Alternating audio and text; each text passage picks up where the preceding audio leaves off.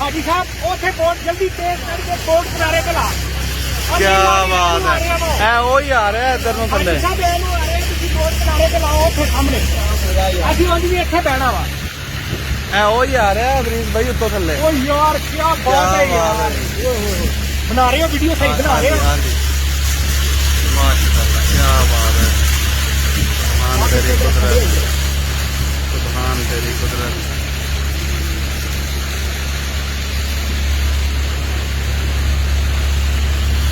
क्या बात जबरदस्त पहली दवा देते हैं ए ओ ही उत्तों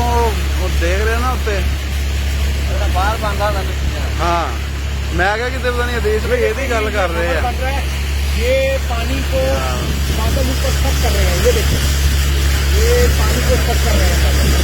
ये देखो और वो तो परे निकल गया यार बड़ी दूर निकल गया हाजी और अगे कर यार